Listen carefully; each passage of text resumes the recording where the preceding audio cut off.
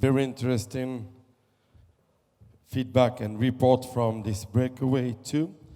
Ladies and gentlemen, we are going now to have the sixth session, moderated by Monica Singer, with two speakers, two panelists, Mr. Lee from WFC as the chairman, and Thomas Zib back on the stage from Six Digital Exchange Limited.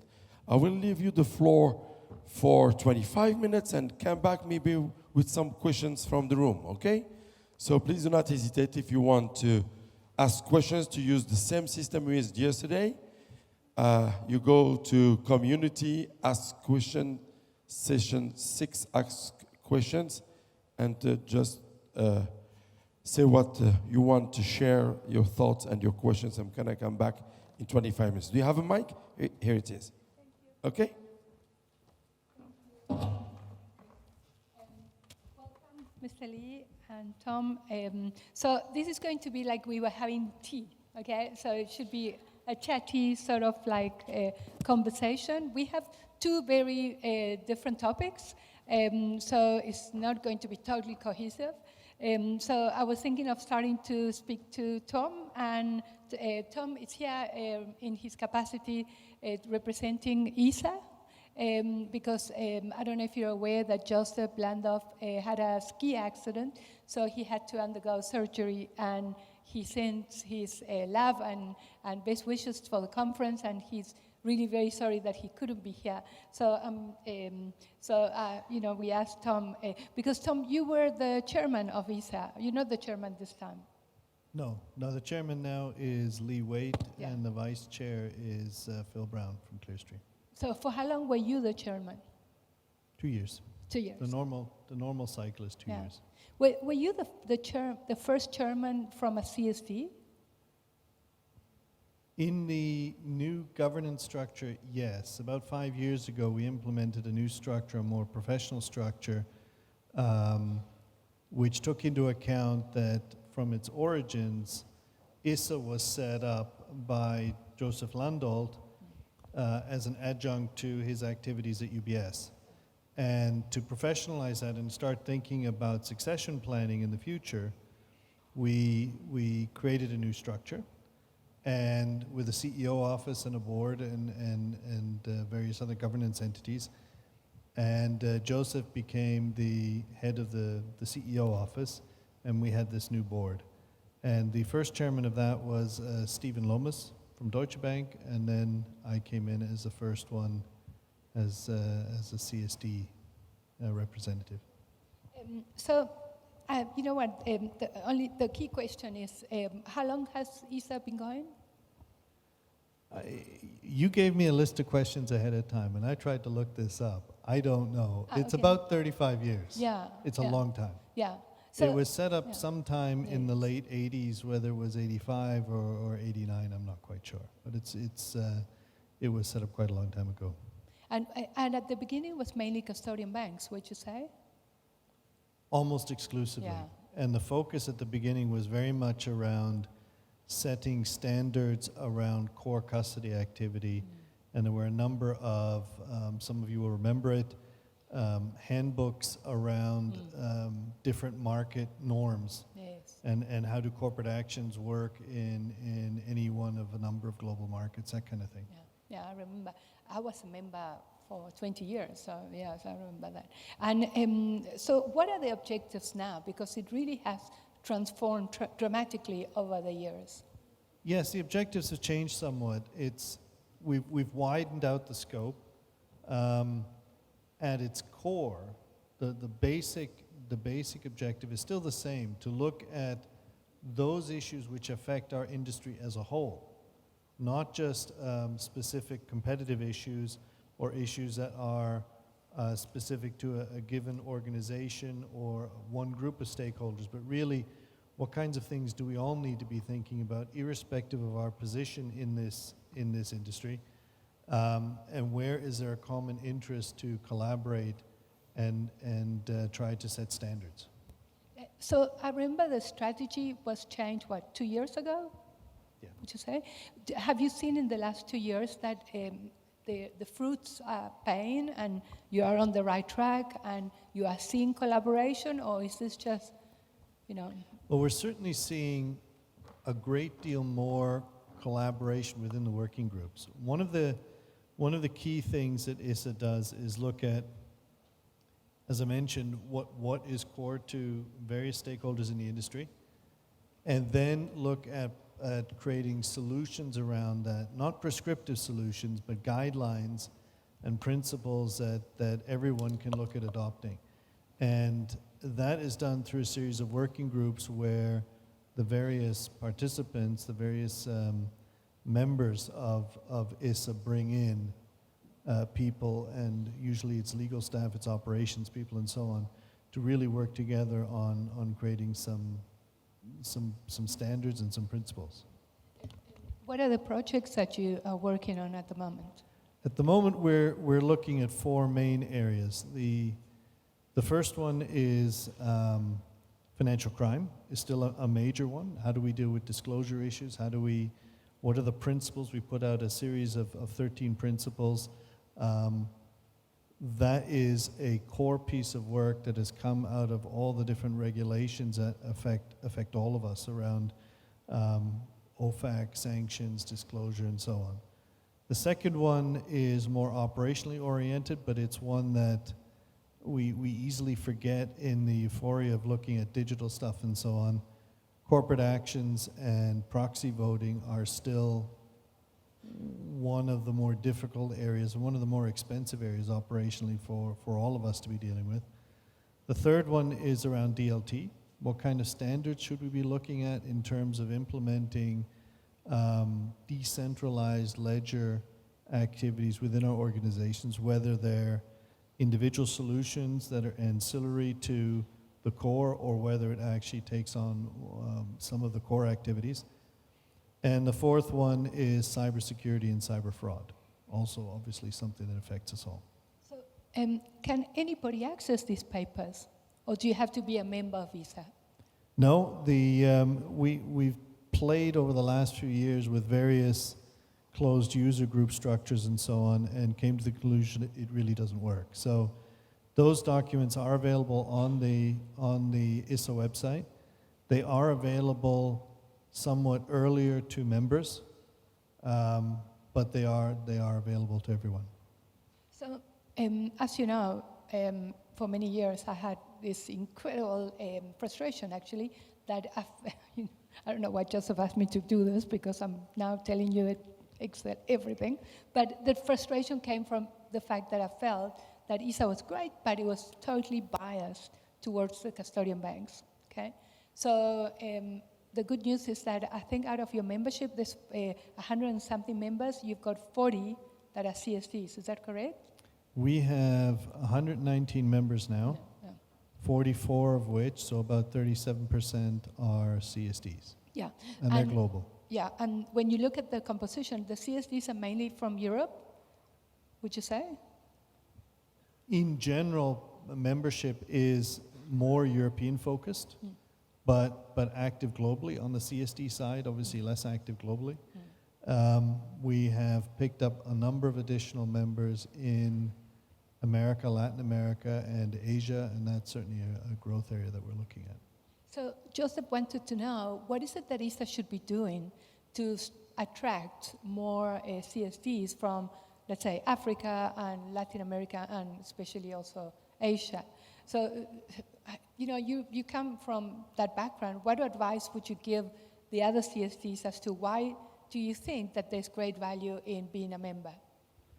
I think if we take the financial crime activity we did just on that, it affects everyone. And when I look at, we did the analysis for our organization, we're not the smallest CSD, but we're not one of the really big ones.